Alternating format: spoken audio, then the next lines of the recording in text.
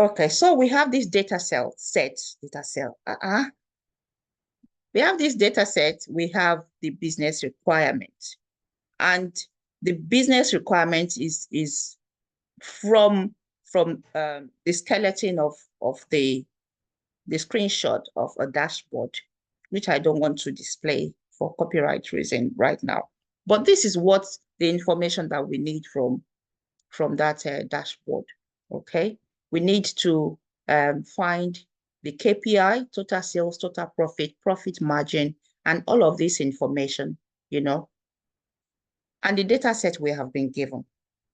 And we say to ourselves that the first steps in starting a data analysis project is first understand the problem that you are solving. So this business requires you to help them display their KPIs. They want to know what their total sales are or is, total profit and profit margin. They want it to have a dashboard that displays that. So that at a glance, they can see how they are doing, okay? They also want you to have charts that display all of these by day, so their daily performance, by month. So you have another one that display monthly how they are doing, by product. So how products are bringing sales, profits, and profit margin in. Their sale type. So we need our data sets to actually have products sale type, also by payment mode and category. And then we need to display the top products by sale, which product is the highest selling, you know, for that period. And then by category as well, we need to display the top category, the category that is doing the best. And we need to have these slicers so that we can use these to filter through our dashboard. So we need slicer for year, for sale type, and for payment mode. So we got this problem that needs solving. Have we got the data sets enough on the data set we've been given that would help us?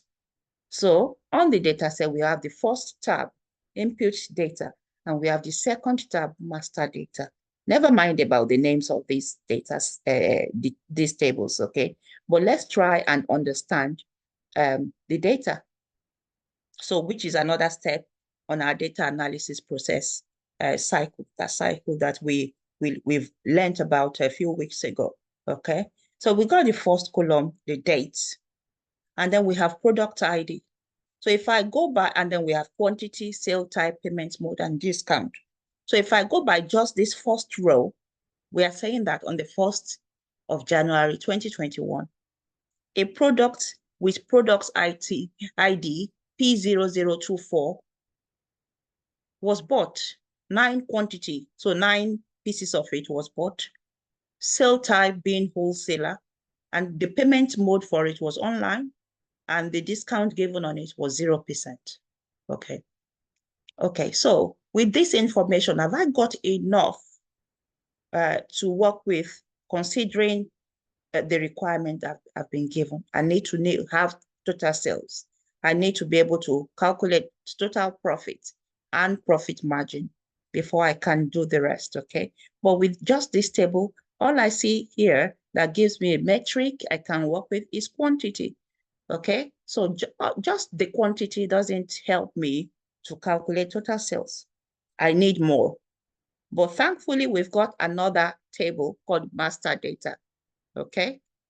And on this master data, let's see what we've got. So we've got product ID, which is good because we also have product ID on the other one. So which means these two tables can communicate with one another. There's a common reference, so to say, between them, okay? And on this master data table, we also know what each product name is now. So not just the ID, because IDs are not always very helpful in understanding exactly what we are talking about, but the actual name gives a better understanding. So this product ID P0001, the actual name of the product is product 01. Okay, so that's a little better. and it belongs to a category 01 as well. So now we have something on category. We have proper product name, okay? So it looks like our business requirement is starting to make sense because we are going to need to break this down by those dimensions. Okay, if you remember what we said about dimension and transaction data table before, okay, I may ask a few questions around that as it regards what we are doing now. Let's see if we remember what fact tables and dimension tables are, and if we can actually pick out, identify which of these tables is which now. Okay, so, but we have category, we have UOM, okay, which we don't have an explanation on what's UOM. Whatever we don't understand on the data set, we would always go back and ask, okay? But because we know that UOM in this case means unit of measurement, okay? So we are fine. But if we didn't know, we would need to consult the business and ask. Then it's starting to make even better sense now because I can see buying price, that's the price it cost the company now to get the product, and selling price, the price at which each of these products was sold. So it's looking to me like master data is displaying information that we need. And input data is telling us that some transactions actually happened. Do we agree with that submission?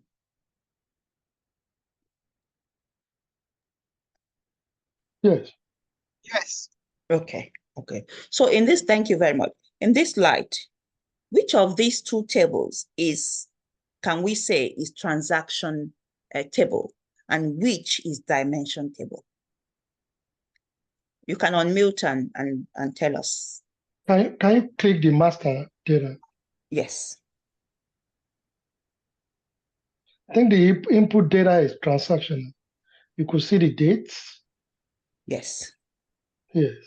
So we can see and the you could see the payment mode, when, yeah. The product that was bought, through which medium, what type, and what was the quantity, and thank you. whether discounts were applied or not. Thank So you all of very those much. points to transactions. That's right. Yeah. All of these point to transaction. I know we are not saying the actual price that was paid for this 9 yet, but from the two tables, we know that we would finally get to that. And so if the input data is our transaction table, so the input data, I'm going to change it now to transaction data, just so the more we see that, the more it sinks, to our subconscious, and that's what that is, okay? Transaction data, and we know that it's transaction data because we can see that transaction has occurred, and what that means is, in effect, is that the event of the business, what the business is about, is being recorded here, okay? And the name they gave it is actually right. Input data, this is where we input the sales that we make, okay? And then master data. So that would make master data a what? Let someone unmute. If this is transaction data, what's master data then? What type of table is it?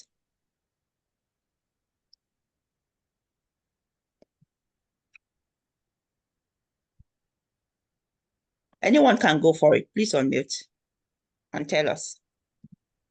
Dimension. Thank you very much, sir. Yeah. So why do you say it's dimension, sir? Because it looks like it's actually a lookup table. It's like a subset of the fact table, Okay. so, and it doesn't contain the facts of the business. So that's right. It's a dimension table. Thank you very much, sir. Okay. So let me put this as, I don't think this will let me Okay, I'll write it out. It won't let me put a slash on there, would it? No, it won't. Okay, or fact table. And this is dimension or lookup table.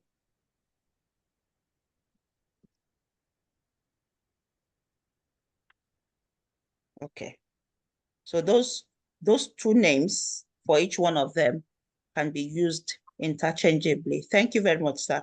And this is a lookup table or dimension table because it's just telling us further information about, you know, about the business, not the exact event. It's not telling us that, okay, this was bought, you know, but it displays information, okay, about the product.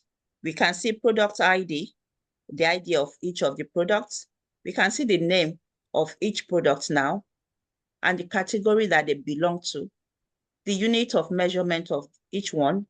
We see the price information. So the prices rather that are displayed on these two columns are on this table are just for information. That is, this product, this is the ID, this is the name, it belongs to this category. This is the unit of measurement of it. The cost price for the business is 98, but this is how much the business sells it. Okay, that is all this tells us. So it's for information, and that's why it's a dimension table. Does that make sense to everybody? Is there anyone that still is not very clear on all this fact table and dimension table? Because it's going to be really important as we keep moving on in our data journey. So if it's still not clear, please let me know, okay? Right.